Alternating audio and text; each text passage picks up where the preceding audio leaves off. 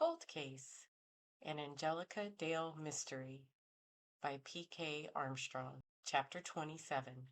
We walked back to get our cars, and while following a route that Delaney was unaware I already knew, I emptied my messenger bag so I could fit the handheld scanner inside. I didn't know if I would have time to search for the diary, but I had an advantage. I knew there was a good possibility it existed, and I knew where people liked to hide things. We arrived at the townhome, parked, and Delaney waited for me to get out of the car. The homes on either side of the unit had the curtains drawn, and there were no cars parked in front. Had I been disposed to break in, I wouldn't have had any witnesses to call the police. But it was nice that I didn't have to, my only problem being getting Delaney to leave me alone long enough to search. He opened the front door and let me into a very modern townhome. The neighborhood was mainly built to accommodate the housing needs of the biotech company that was situated nearby. Moira's furnishings were sparse, with nothing on the walls and nothing really personal. I'm not sure what I expected, mood or inspiration boards, business plans, or the like, but there was nothing, and frankly, the whole place felt like a hotel room. It was as if Moira wasn't stopping for long. "I'll make tea," Delaney offered. It didn't take me long to thoroughly search the living room. There was an electric fireplace, a coffee table, and two matching end tables, and a couple of flat storage boxes that were pushed under the sofa. Delaney came in with a tea tray and set it on the table. "Thanks." I picked up a cup and added some sugar and sat back with my cup. "Were you able to get in touch with her? Is she on her way?" "I left her a message. If she is in a clean room, she can't answer her phone. She will get the message when she gets out." "Do you have time to wait? It's near her break time." "Sure, no problem. I have a little time." I sipped tea and looked around curiously. "Her place is cute, but not a lot of decorations." "Yeah, she hates clutter." "It's a one bedroom?" I asked in an attempt to get him to take me on a tour. "Technically, but there is a small room upstairs for an office." "Doesn't look that big from the outside." I tried again. "Do you want to take a look?" I shrugged nonchalantly. "Sure." We put our cups on the table and he led me upstairs. The stairs were a bit narrow, and when we topped out on the first floor, the bedroom was on one side and the office alcove was opposite. When you turned around, there was a full-size bathroom. "There's a half bath downstairs next to the kitchen," Delaney explained. "This is really cute. Can I look at the size of the bedroom?" I asked, eager to look at where I needed to search if I got the chance. Delaney reached over and opened the door to let me peek in. "Nice," I said agreeably. The room had a small window and was a modest size with a small closet. There was also a small bed, of course. I couldn't tell if there were any storage boxes underneath. Delaney graciously walked across the hall and opened the door to the office without me even asking. There was a modern casement window in this space, which would have made a great little office with a built-in work table. But I knew immediately the room wasn't used as there was no chair. There was, however, a slender closet immediately to the right of the door. I was able to take a quick look as Delaney's phone fortuitously rang as I turned to leave. He stepped out in the hallway. I quietly opened the closet door and stepped inside, quickly running my hands along the empty shelf. I also looked to make sure nothing was taped under the work table. I stepped out and closed the door, noting that Delaney had walked a few steps down to take his call, which was clearly Moira. He whispered irritatingly at first, and I could hear him explaining there was a break in the case and he needed to talk to her. She pushed back for a few moments and then said something in what seemed to be capitulation.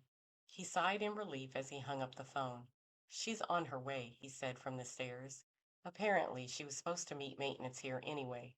I nodded and made my way to the top of the stairs when the doorbell sounded. "That's probably them," he predicted and turned to walk down the stairs. I'm going to use the bathroom while I'm up here," I stated, turned and opened the bathroom door.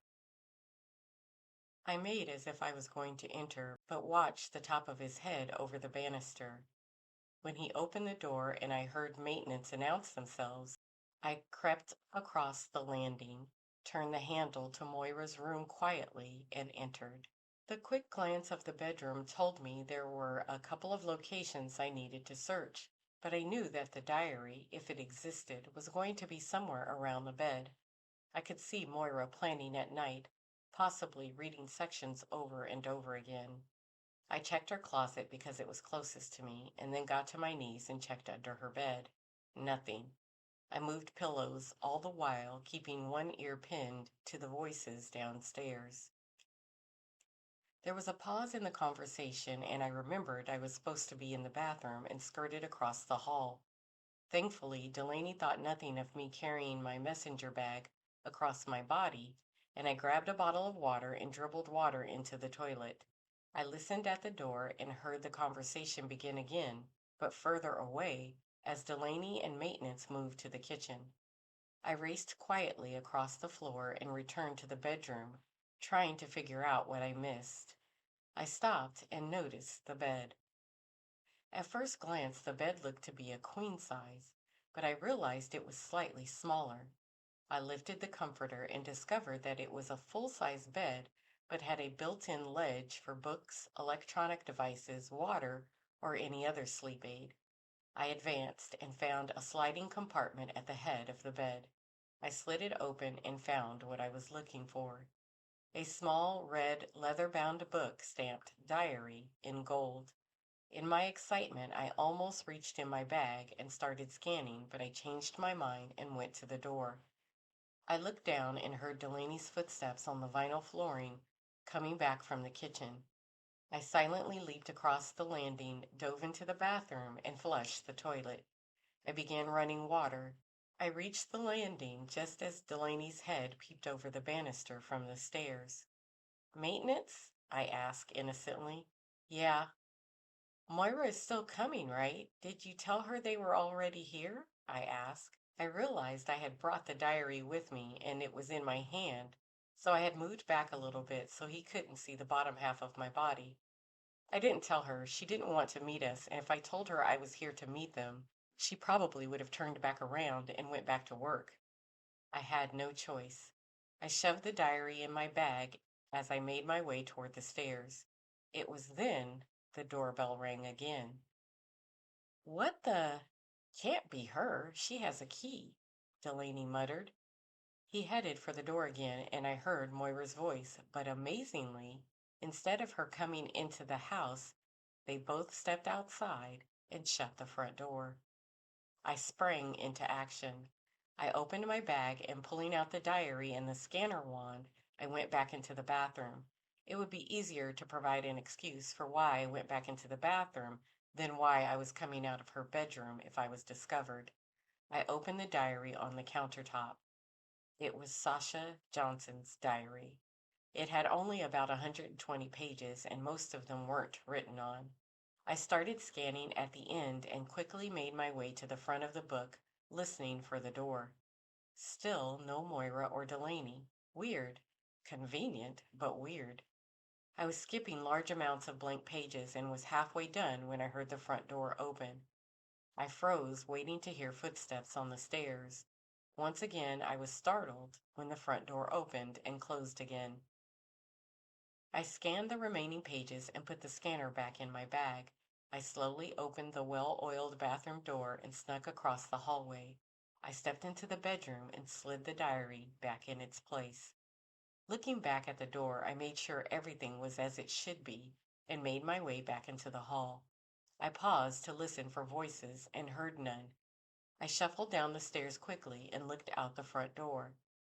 The shock at what I saw next almost brought me to my knees. The snow had begun falling harder and the streets were covered.